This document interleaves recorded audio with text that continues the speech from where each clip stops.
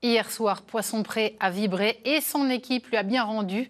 Comme il y a 2 ans, les hockeyeurs d'Épinal ont été sacrés champions de France de D1. Les Spinaliens qui ont remporté le match décisif de cette finale très disputée face à Caen. Un succès 3-0 arraché en fin de match dans une ambiance de feu. Retour sur cette soirée avec Yoann Rodier, Sophie Valzecchi et Hélène Leplat. Explosion de joie sur la glace et dans les tribunes d'une patinoire de Poisson-Pré en ébullition.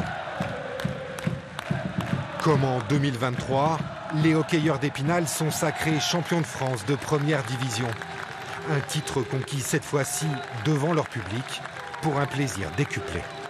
De gagner à domicile, c'est une saveur particulière devant un public extraordinaire, devant la famille, devant les amis.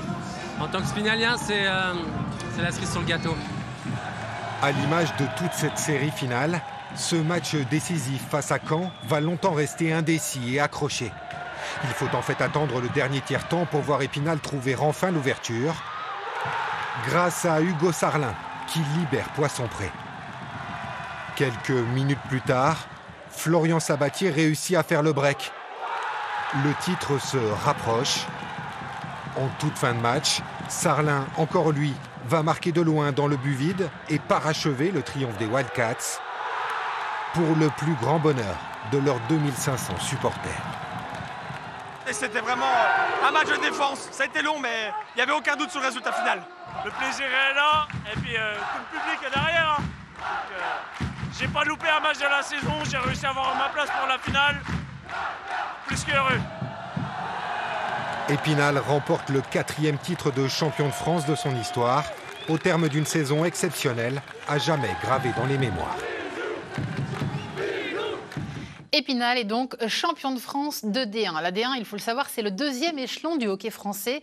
Au-dessus, il y a la Ligue Magnus, un championnat que le club spinalien, malgré son titre, ne rejoindra pas la saison prochaine. Yoann Rodier, vous nous avez rejoint.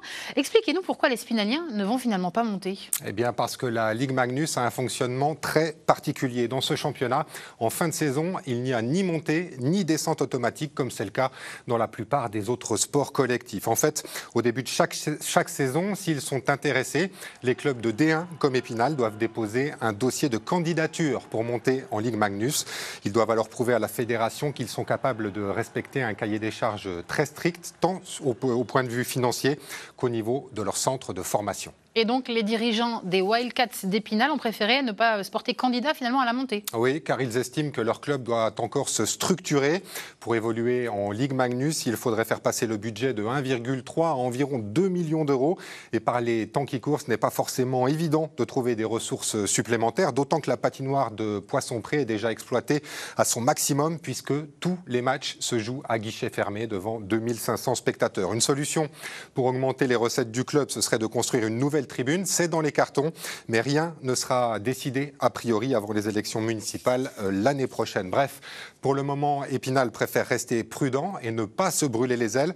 Je rappelle qu'en 2018, le club qui évoluait depuis 15 ans en Ligue Magnus avait été placé en liquidation judiciaire. Chat sauvage échaudé craint l'eau froide, les dirigeants préfèrent prendre leur temps et continuer à jouer les premiers rôles en D1 avant de regarder plus haut. Merci beaucoup, Yoann Rodier, pour ces précisions.